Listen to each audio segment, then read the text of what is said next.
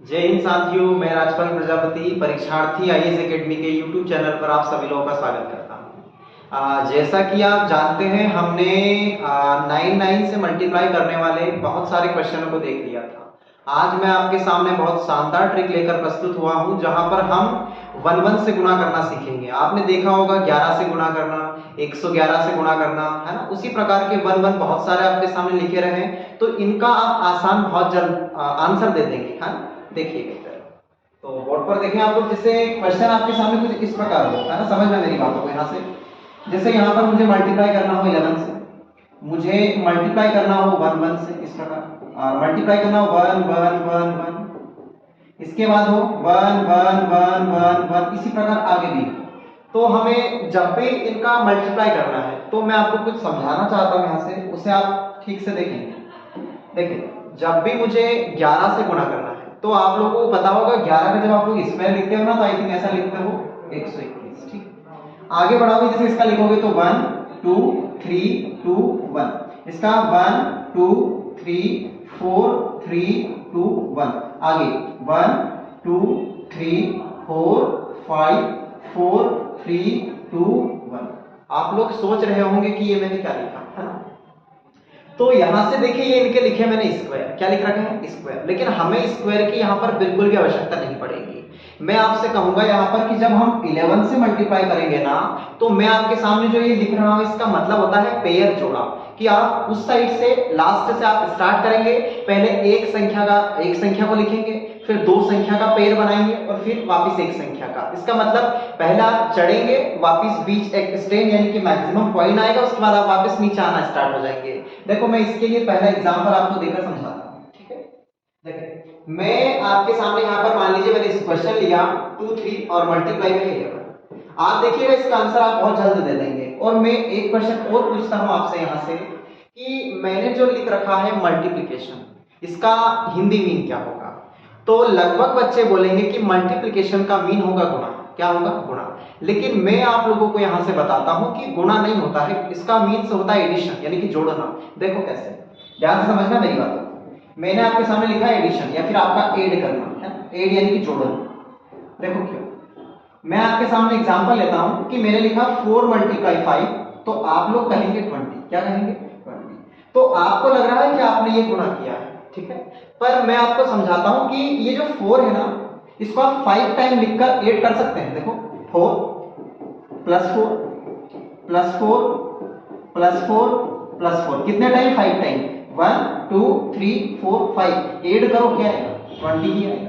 तो यहां से आप लोगों को लग रहा होगा कि ये है जोड़ना, हमने इसे जोड़ा है। आप चाहें तो इस 5 को लिख सकते हैं 4 टाइम। कैसे? 5 5 5 और 5, तो भी इनका भी आप सम करेंगे तो भी क्या आएगा? 20। इसका मीन्स है कि आप 4 को 5 टाइम लिखकर ऐड करेंगे तो भी 20 आएगा, या आपका जो 5 है इसे 4 टाइम लिखकर ऐड करेंगे तो भी 20 आएगा। तो आप यहां से समझ गए होंगे कि मल्टीप्लिकेशन का मीन्स गुणा आप समझते हैं, लेकिन इसका मतलब होता है ऐड करना। क्या होता है? ऐड करना। चलिए देखेंगे, अब मैं अपने क्वेश्चन की बात करता हूं जो मैंने आपके सामने लिखा था, ठीक है। मैंने लिखा था कि 23 का मुझे मल्टीप्लाई करना है, और 23 में मल्टीप्लाई करना है 11 का। देखो, आप समझेंगे 11, तो देखो 11 का मीन्स है कि सबसे पहले आप लेंगे 1 डिजिट, फिर लेंगे 2 डिजिट, और फिर फाइनल 1 डिजिट। देखो, मल्टीप्लाई नहीं करना, ये लिखा आपने 3, बोलो 1 डिजिट, फिर आप लेंगे 2 डिजिट, तो 3 2 5, और फिर 1 डिजिट 2, तो आपका आंसर आ गया यहाँ पर 253। तो देखें, आपने यहाँ पर आपने गुणा नहीं किया, देखो कितना जल्द आपने आंसर लिख दिया। सेकेंड क्वेश्चन यहाँ पर आप लोग देखेंगे, मैंने लिखा 83 और मल्टीप्लाई मैंने लिखा 11। मुझे इसका आंसर देना है, जल्द से आप लोग आंसर दें कमेंट बॉक्स में। देखें, पहले क्या लिखेंगे आप? 1 डिजिट, ये लिखा 3, फिर आप लोग लेंगे 2 डिजिट, जैसा वहां लिखा आपके सामने, तो 8 और 3। अब यहां से समझिए, आप यहां से कैरी बचाएंगे। कैसे? 8 और 3 का आप सम करेंगे तो आएगा 11। 11 का क्या आएगा? 1 आएगा। आपका कैरी कितना आया? 1 आ गया, ठीक। और यहां से आप 8 और 1 9, तो आप आंसर देंगे किसका? 9। आंसर आया है 9 1, ठीक। चलिए, इसका आप स्क्रीनशॉट ले लीजिए। देखें इधर, ये तो एक नॉर्मल से क्वेश्चन है आपके सामने, इससे रिलेटेड अपन ये बड़े बड़े जो भी प्रश्न है ये सारे ही देखेंगे, पर आप अपनी नजरें बोर्ड पर रखें, है ना। चलिए देखें इधर आगे, जैसे मैंने आपके सामने यहाँ पर लिखा 38 और मल्टीप्लाई 11। तो आप लोग जल्द से कमेंट बॉक्स में आंसर दें इसका। देखिए बहुत जल्दी आंसर देना आपको। पहले लिखा आपने 8, बोलो लिख दिया। फिर आप क्या करेंगे, दो डिजिट 8 और 3 11, 11 का कितना आएगा 1, कितना बचा 1। फिर इसको काट दिया आपने, 1 डिजिट ये लेंगे 3 और 1 4, तो आपका आंसर आ गया 4 1 8। अगला मैं आपके सामने यहाँ पर लिखता हूँ 57 और मुझे मल्टीप्लाई करना है 11 से। फोकस कीजिएगा। तो आप यहाँ से इसका आंसर दे जल्दी से।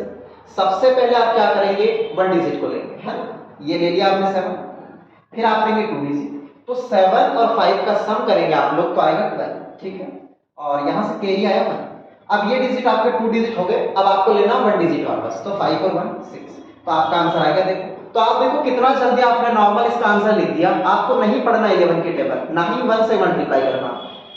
और देखें क्वेश्चन और लिखता हूं, मैंने यहाँ पर लिख दिया 64 लिखा और मुझे मल्टीप्लाई करना है 11 से। आंसर दें आप जल्दी से इसका।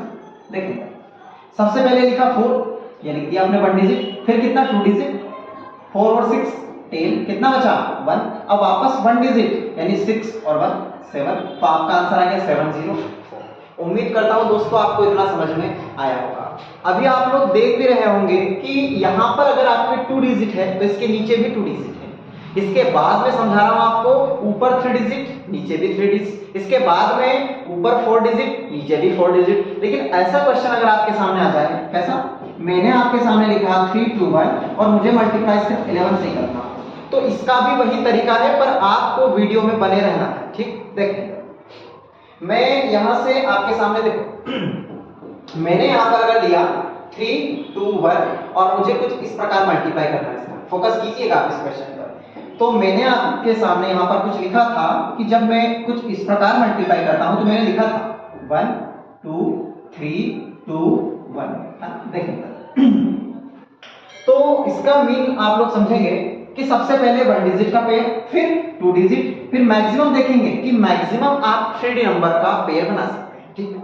देखिए करते हैं स्टार्ट इसको। देखिए सबसे पहले 1 डिजिट कितना आएगा 1, अब कितना लेना 2 डिजिट, 2 और 1 3, अब कितना लेना है 3 डिजिट, तो 2 और 3 और 2 5 और 1 6, तो आपके 3 डिजिट तक हो गए कंप्लीट। अब वापस आपको लेना है 2 डिजिट, क्या लेना है वापस 2 डिजिट, तो आप यहां से देखिएगा आपको लेना कितना है 2 डिजिट, ठीक है।